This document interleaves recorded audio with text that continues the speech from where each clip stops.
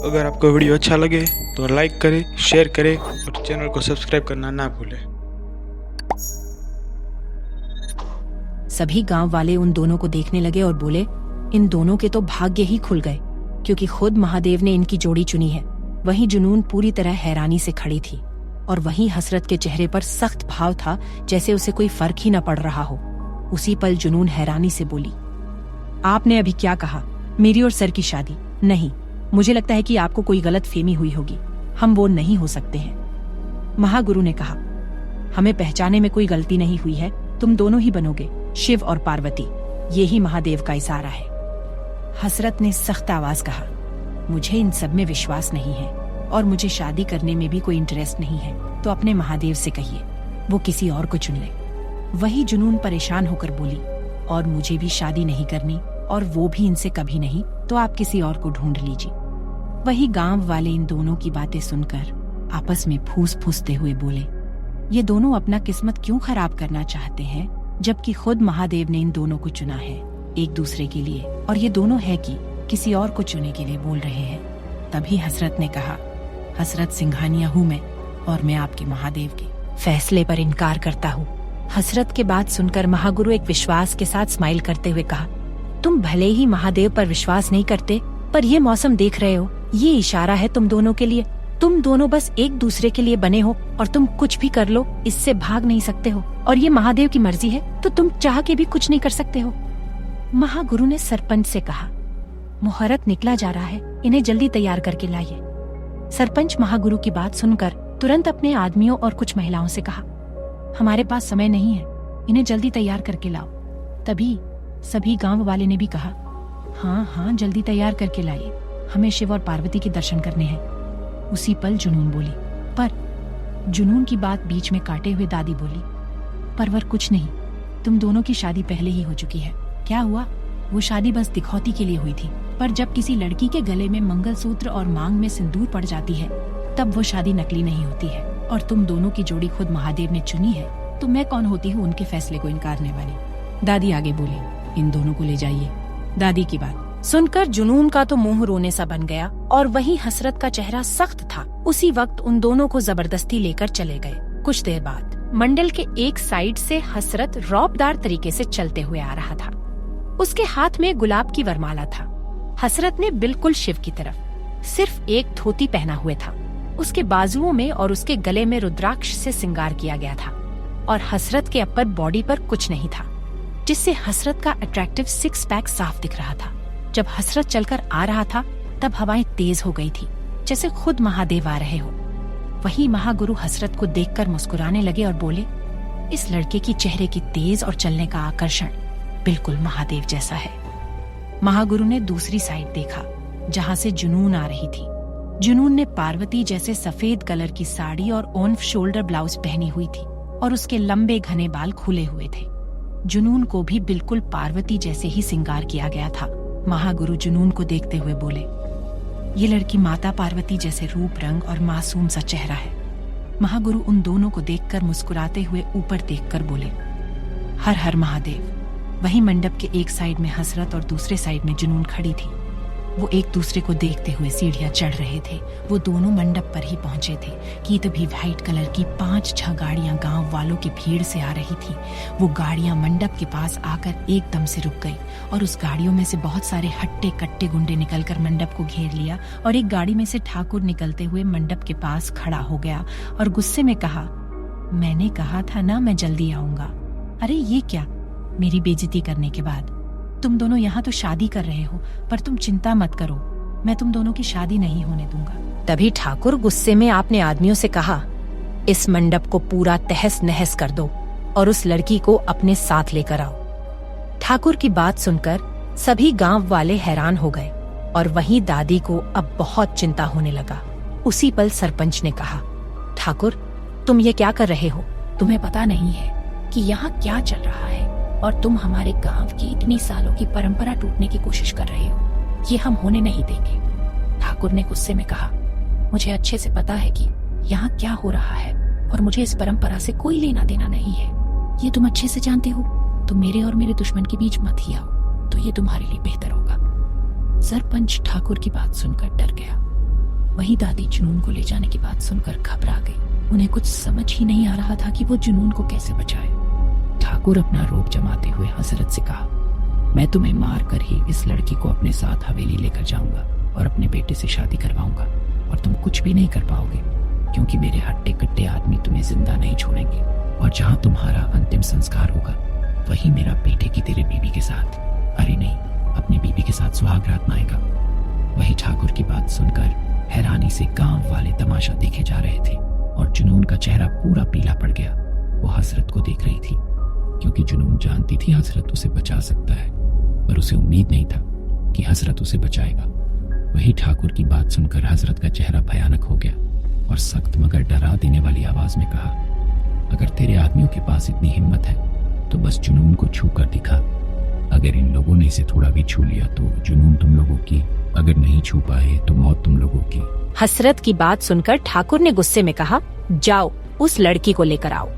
ठाकुर की बात सुनकर सभी हट्टे कट्टे आदमी आगे बढ़ने लगे। वहीं जुनून मंडप पर घबरा रही थी। जुनून जानती थी हसरत उसे बचा लेगा क्योंकि हसरत अपने वादे का पक्का था, पर हसरत ने जो अभी कहा उसकी वजह से जुनून थोड़ी घबराई हुई थी। तभी एक आदमी मंडप पर चढ़ गया। वो हसरत को घूरते हुए जुनून के पास जाने लगा।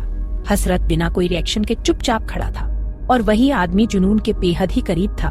वो आदमी जुनून के बाहों को पकड़ने ही जा रहा था कि तभी हसरत ने उस आदमी का हाथ पकड़कर बेरहमी से मोड़कर तुरंत उसने अपने सर के ऊपर कर लिया और आ रहे आदमियों पर फेंक दिया, जिससे आ रहे आदमी सीधा जमीन पर गिर गए। उस वक्त हसरत का चेहरा बहुत भयानक लग रहा था और वही मौजूद सभी हसरत का भयानक रूप देखकर हैरान थे।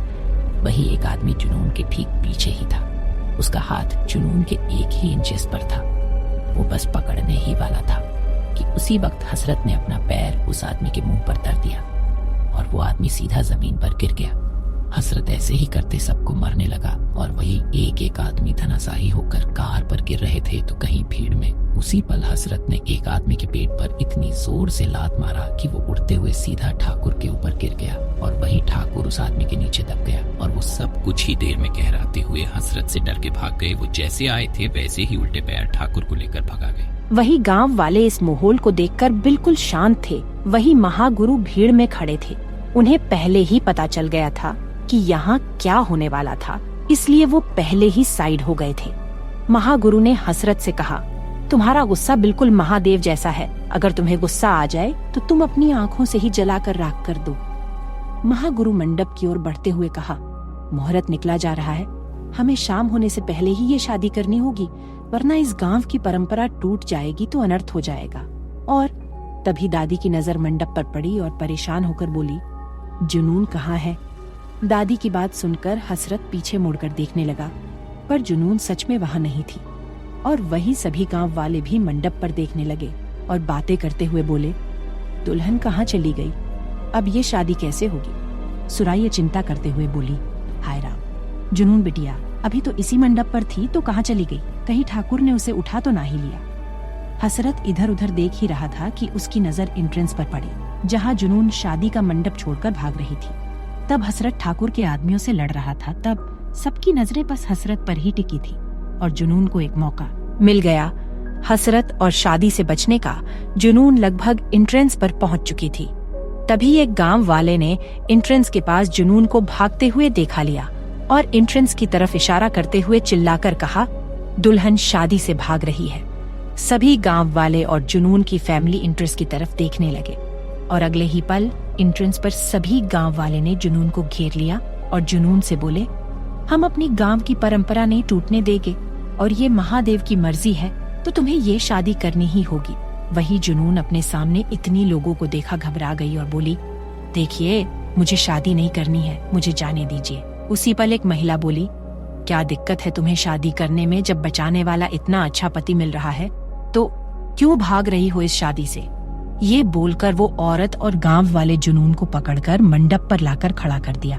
वही हसरत ये सब देखकर उसके दिमाग में कुछ तो चल रहा था। सरपंच ने बोला, महागुरु दुल्हन आ गई है, शादी शुरू कीजिए। सरपंच को बात सुनकर जुनून फिर से भाग जाना चाहती थी, पर उसे जबरदस्ती मंडप पर बैठा दिया गया था।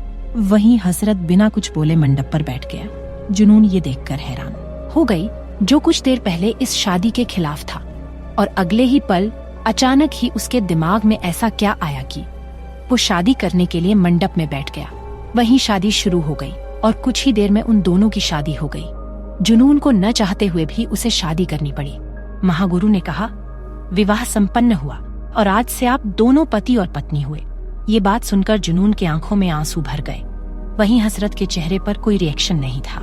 महागुरु ने इतना बोलते ही था, तभी वहाँ एक हेलीकॉप्टर उस फील्ड में लैंड हुए और उस हेलीकॉप्टर में से वीएन और एजे दोनों उतरकर हसरत के बगल में खड़े हो गए। उन दोनों के चेहरे पर हैरानी थी, पर मास्क लगने की वजह से उनकी बस आंखें दिख रही थीं। उसी पल वीएन ने कहा, सॉरी बॉस, हमें आपको ढूंढने में इतने घंटे लगा दिए, क्योंकि आपकी वॉच को हम ट्रैक नहीं कर पा रहे थे, इसलिए हमें इतने घंटे लग गए आपको ढूंढने में।